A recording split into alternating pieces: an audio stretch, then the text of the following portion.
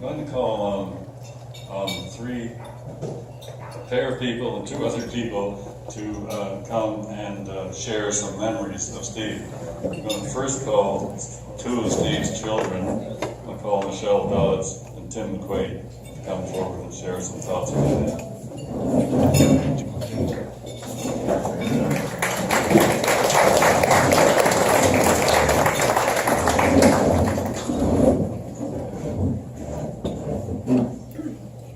Can you tell we're winging it a little bit? It's a great honor to be asked to speak here this evening. To say that the last 8 months have been difficult for our family would be obvious, I think. The staggering weight of a sudden loss is overwhelming for sure. It's often difficult to bear, but one gift this whole experience has given to us is that we've come to know Dad more fully as the incredible person that he was. He was a loving father and husband and grandpa. And he was a trusted friend and a colleague and a mentor. And over the past several months, many people have shared with us their memories of Dad. And through these anecdotes, we've learned so much more about who he was.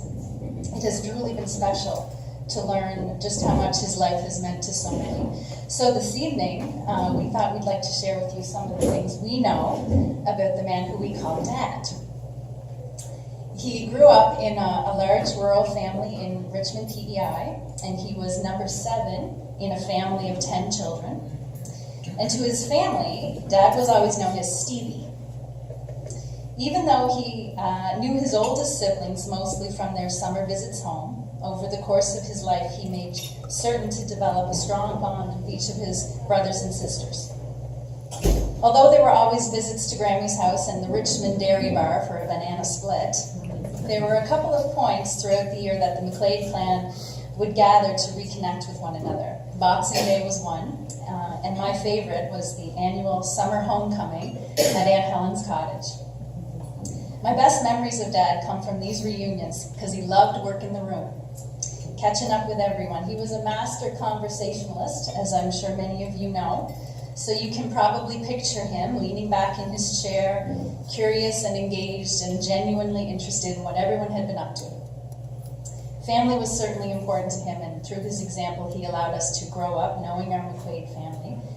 And this priority of family is certainly one of his lasting gifts to us. It might also interest you to know that growing up in Grammy McQuaid's house meant that you learned to read and you took your studies seriously. And it was in her house where Dad's love of reading was born, and did he love to read? He loved nothing better than to stretch out on the sofa with a good book or the weekend edition of the Globe and Mail. And incidentally, we think it's no coincidence that the Globe has recently decided to stop publishing its print edition in Atlantic Canada. Reading was for sure his favorite pastime. And as children, whenever we would start to moan that we were bored and there was nothing to do, he would reply without fail, "Go read a book." And often in that tone. How could anyone be bored when there were books around? The love of reading was a gift he shared with us, and because it was so much a part of who he was, whenever I curl up with a good book, I'll always remember him. He lived an active life. For him, being physically active was his key to maintaining a healthy, balanced life. So in the early days, he was a runner, but he also swam and he skated and he played hockey and soccer and golf. But in recent years, he had taken up hiking and biking, and so he and Mom had set a goal of biking the Confederation Trail, including its many branches. Just last summer, he and I, and Rebecca and my oldest daughter, Mary Kate, we biked from York to Mount Stewart and back again. And before I tell you this story, what you need to understand about my oldest daughter, Mary Kate, is that she's in great shape. She's a great soccer player. But on this particular day, she didn't have it. So Grampy enticed her with an ice cream in Mount Stewart. But the trouble was, once the ice cream was gone and there was nothing to look forward to, Mary Kate started to complain loudly to whoever would listen. Grampy, I'm sure he grew tired of listening to her complaints, so he took off up the trail out of earshot. So at one point I said to Kate, "Look, your grandfather, who is almost 70, is leaving us in his dust." To which she replied, "I know, Mom. He's so far ahead of us, he's just a speck on the horizon. So figuring I'd shamed her into it now, I said, okay, let's catch him. There's only a few kilometers left. To which she replied, but Grampy's too good at biking, Mom. I'll never catch him. And that was who he was to his grandchildren. He was strong, active, always up for a bike ride or a skate at the rink or a golf game or a hike in the woods. And we're very grateful that they will always remember that about him. And it will come as no surprise to many of you that Dad spent pretty much his entire life being involved in some way in his community. As a young boy, he organized street hockey leagues for the neighborhood boys. And after college, he coached hockey. When we entered school, he assumed the role of the Unit 4 chairman of the school board. As we became involved in sports, so did he. He coached softball and hockey and became president of the Pond Minor Hockey Association for a time. And when we left home, he became involved with the youth of our community, helping Stratford start its own youth group to help engage young people in healthy and constructive ways. He provided leadership at our church in so many aspects, from fundraising to visioning to goal setting, and he certainly wasn't afraid to roll up his sleeves and serve plates at the lobster dinner or price items for a yard sale. And then, of course, came the Community Foundation. Being involved in one's community is perhaps the most important lesson that he has given to me, and one that I intend to instill on my children.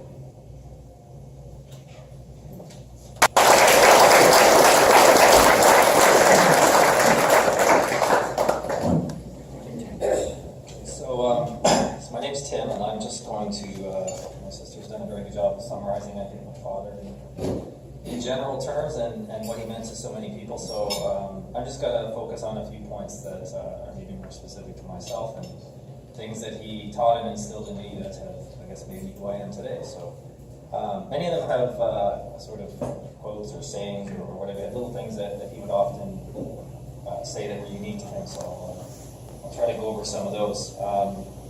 As a smaller child, we had a lot of trips to, whether it was the hockey rink, the soccer field, baseball, the golf course. He was always there helping me and encouraging me to take up things that I liked. And through that, it's where I learned the value of hard work, respecting your teammates. If you work hard, you will achieve the things that you want to achieve. And win or lose, there's always something to learn for next time. Other things that he taught me was that you shouldn't pay anyone to do something you can do yourself. And as a small child, I would often ask him what he was doing, and his saying for working around the house was, I'm workshopping in revenge stories. So I'm getting misheard that in the house or something. He probably made it up on the spot, but I figured out what that really means because I've gone through the sort of do-it-yourself projects over the years too, and it really just means I don't really know what I'm trying to figure out. So leave me alone and I'll tell you when I've got it. The other thing was you never need to drive a fancy car. We grew up, we never had a new car growing up. It was always, it just has to get you to point A to point B. So ever the efficient person and never one to dwell on luxuries over function. The other thing he taught me was to not dwell on the past or things that you can't control. So through my various endeavors in life, whether it was letting in a bad goal in hockey or hitting a poor golf shot, or even not doing well on a test in school, the saying was just shake it off. So everything, just shake it off. There's always the next time, and you can always learn from your mistakes. Another thing he used to always be very good at with all of my siblings was to keep us calm and to be rational. So if we got into a tough spot, his saying was always, let's look at this logically. And that's probably something more maybe heard over the years. So that's been something that I've applied to many things growing up and as an adult as well. And as I've gotten older, I've been able to appreciate maybe some of the things that he taught me that I didn't realize he was teaching me. As Michelle mentioned, make time to stay in touch with your friends and family. They are important. You never truly stop being a parent, so even though we're all grown up and now we have kids of our own, some of us, he was still as involved or more involved in their lives as he was in ours. Through getting kids to the hockey rink or camping at Brudenell, or even going fishing events that he he's always there involved.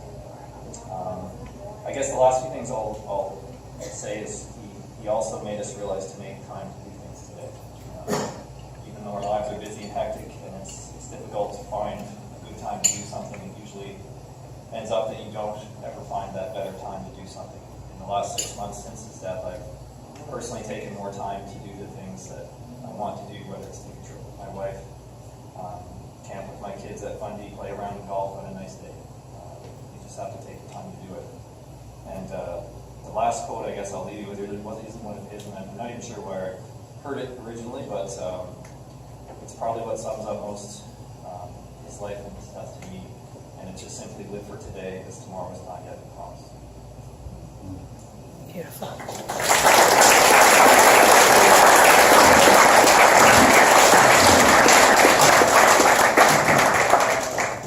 Thanks, guys. That was wonderful. Call Sean, who was Steve's business partner for many, many years, to share some memories.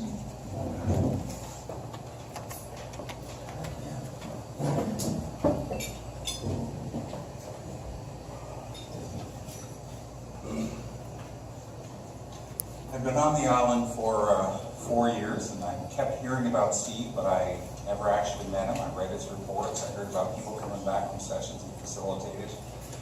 And when I started my consulting career in '99, I asked a mutual friend, Danny, who I should meet up with, because I really need to work with someone that has planning and policy and facilitation skills, none of which I have. They said, well, you really need to meet with Steve. So Steve and I and Danny had coffee at the Inceptions Cafe at the Delta, or the CB, as I guess it was then. And that changed the course of my life. So I was privileged to work with Steve for the last 18 years, and I'd like to summarize his contributions to the world of work on PEI. He wasn't defined by his work, but he was awful good at it. Steve graduated with a master's in social work from Dalhousie University, and he spent 23 years working with the provincial government, working in a variety of direct service, management, and program development roles. Worked for quite a spell of that time at the Department of Health and Social Services, ending up as Director of Child and Family Services. He also worked with the Hospital and Health Services Commission and the Cabinet Committee in a policy development role. Then Steve went on to a second career, which also lasted 23 years. He began consulting, I think, in 1995, and he used his policy planning, research, and facilitation skills to support community groups, to support government departments and agencies and other clients to achieve their goals. Steve was a mentor, he was a resource, he was a valued colleague, and he was an inspiration to those of us lucky to have worked with him. Thank you very much.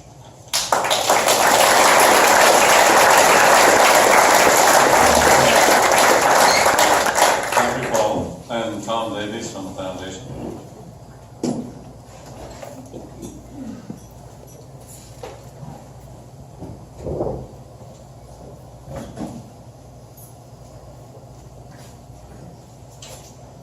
Thank you, President John. Steve McQuaid became a director of the Community Foundation of Prince Edward Island in 2009. And after participating in significant committee work, became our president in 2014. During his whole involvement with the board of directors, he not only believed in the mandate of the foundation, which is to connect donors with community causes that enrich the quality of life of all the residents of Prince Edward Island. He not only believed in that, he lived it and expanded it to fulfill his its complete meaning. To him, it meant having all the non-profit sector meeting its various goal mandates. He wanted residents of PEI to become aware of all that PEI has to offer. He was instrumental in having the Community Foundation of PEI bring the non-profit sector together to address common concerns like the reduction of funding from national and provincial governments, the treatment of non-profits about HST, communication, IT resources, and that the Community Foundation of Prince Edward Island is not a competitor, but a benefactor to the nonprofits.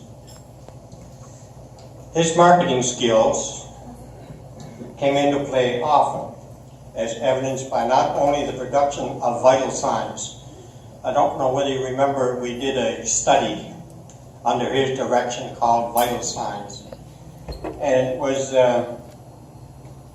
to address or taking the pulse of island youth at that time, and I guess it still happens, youth were leaving PEI and we were very worried about it. And Steve attached onto that. But then after that, he would put together having Bruce Rainey of CBC Compass come and host a panel on youth in PEI. So his marketing skills were very valuable to the Community Foundation. However, the most valuable contribution Steve made to our foundation was his dedication, his positive attitude, thoughtfulness, a tireless work ethic, and especially his interest in and care for those with whom he worked. His method of getting things done through others was his indirect way of compliment and suggestion, which made one feel, I want to do this. I had the opportunity on many occasions to drive Steve home from many meetings, whether from Surrey or downtown Charlottetown. And the conversation was either about family or hockey, but the spotlight always ended up on what can we do with the foundation next. Steve was a key player, and I mean that sincerely. His contribution was extraordinary, and his passing left a huge void in our foundation. Endowment building goes on and is enjoying measurable growth, and the financial impact to the community of PEI is now significant. Steve is missed.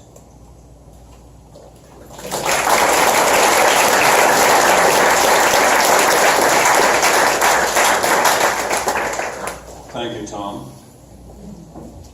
So obviously, Steve had a huge passion for his community and for assisting the nonprofit sector on PEI. And his family's wish is to honor this commitment that he had to the nonprofit sector on the island by establishing the Steve McQuaid Memorial Endowment.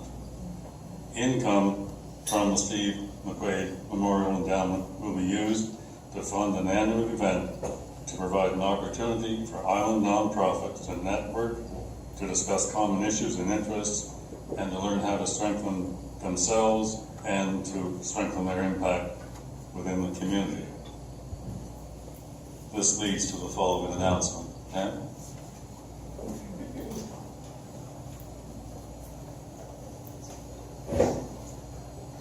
Thank you, President John. The family of Steve McQuaid and the Community Foundation of PEI are proud to announce the Island Community Exchange World Cafe in honor of Stephen J. McQuaid. This free event will continue Steve's efforts to support community groups and strengthen island communities. This World Cafe style event is open to staff and volunteers of island community groups and not-for-profits. The evening will include musical entertainment, a variety of snacks and refreshments, door prizes, and lots of networking. It will be held this November from 5 p.m. to 7:30 p.m. on a weekday in the Charlottetown area. The date and location will be finalized soon. It will provide participants the opportunity to share ideas, interests, and resources, build connections with other island community groups, discuss issues and opportunities facing island community groups. Participants will move from table to table discussing topics such as board governance and leadership, volunteer development, effective planning, fundraising and fund development, financial and risk management, communication, marketing, and media, achieving impact with limited resources. In addition to the learning and networking for participants, the discussions will help us fund a one-day training and capacity building event for island community groups to be held in 2018. The 2018 event will be funded by the Steve McQuaid Memorial Endowment Fund, which is hosted by the Community Foundation of PEI. See the handout on your table for how to get more information. Thank you.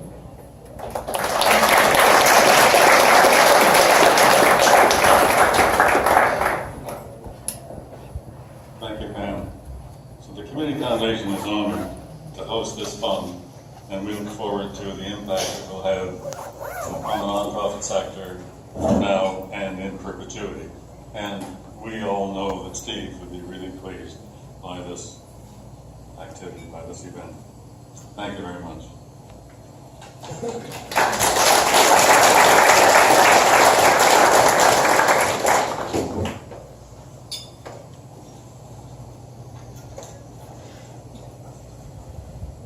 We said we'd be done by 9, 5 to 9. Things left to do, silent auction winners, I have to announce those. Pam is going to draw the raffle.